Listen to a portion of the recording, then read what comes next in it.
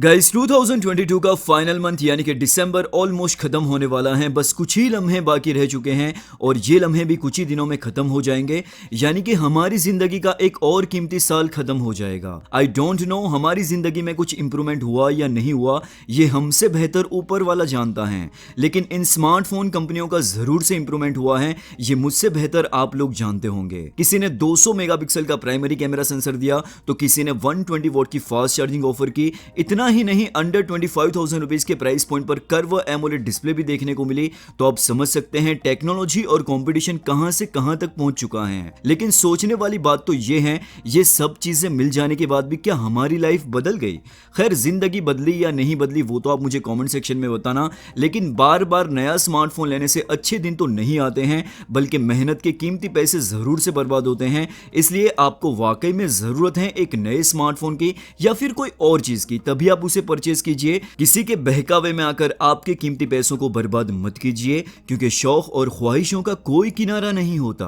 Please don't mind, ये मेरा personal opinion है, बाकी आखिरी फैसला आपका होगा। Hey what's up guys, is the upcoming smartphones January 2023, so let's begin.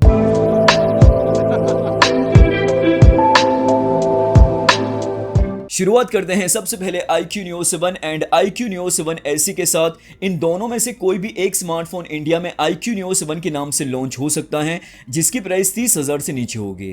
दोनों ही स्मार्टफोन में जो कॉमन चीज है वो है सुपर एमोलेड पैनल के साथ 120 हर्ट्ज का रिफ्रेश रेट, जो कि काफी अच्छी चीज है। दोनों ही स्मार्टफोन की बिल्ड क्वालिटी और डिजाइन एकदम सेम टू सेम है।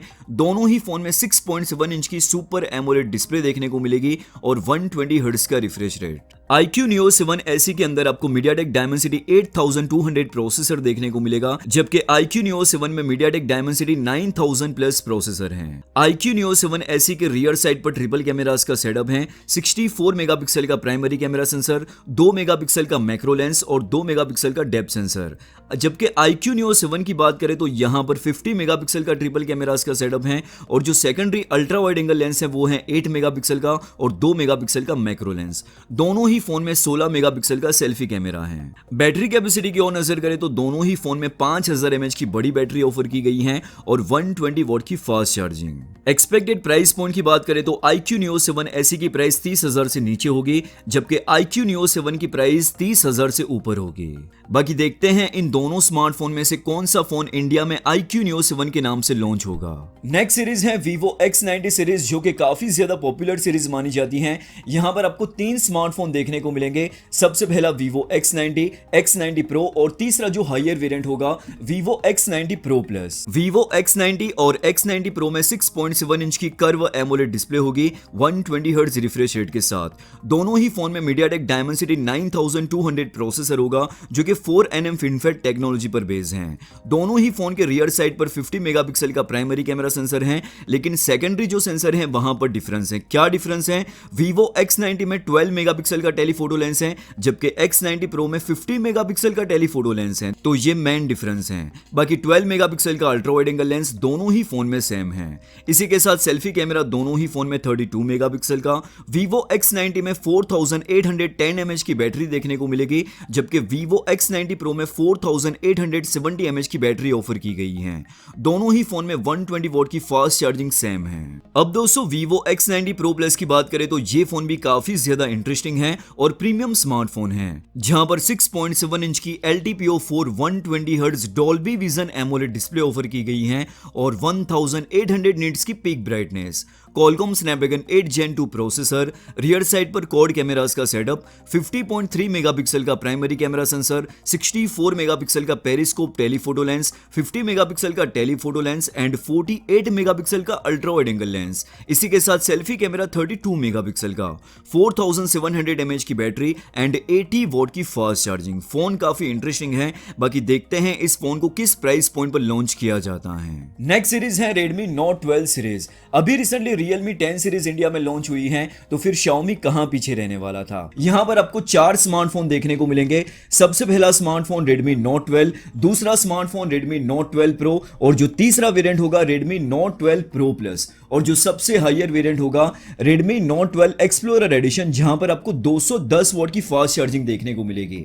अब ये चारों ही स्मार्टफोन इंडिया में जरूर से लॉन्च होंगे, लेकिन किसी और नाम से लॉन्च हो सकते हैं, like Xiaomi, Redmi, Poco branding, यानी कोई भी ब्रांड के अंडर में ये फोन आ सकते हैं, लेकिन इंडिया में जरूर से लॉन्च होंगे। चारों ही स्मार्टफोन में एक कॉमन चीज है, वो है सुपर एमोलेड पैनल के साथ 120 हर्ट्ज का रिफ्रेश रेट, जो कि काफी अच्छी चीज है। Redmi Note 12 में Qualcomm Snapdragon 4 Gen 1 प्रोसेसर होगा और बाकी के जो 3 स्मार्टफोन हैं वहां पर MediaTek Dimensity 1080 प्रोसेसर होगा। Redmi Note 12 में रियर साइड पर 48 मेगापिक्सल का प्राइमरी कैमरा सेंसर होगा, Note 12 Pro में 50 मेगापिक्सल का एंड Note 12 Pro Plus और Note 12 Explorer Edition जहां पर 200 मेगापिक्सल का प्राइमरी सेंसर होगा। इसी के साथ Redmi Note 12 में 8 मेगापिक्सल का सेल्फी कैमरा, बाकी के जो 3 स्मार्टफोन हैं वहां पर 16 मेगापिक्सल का सेल्फी कैमरा होगा।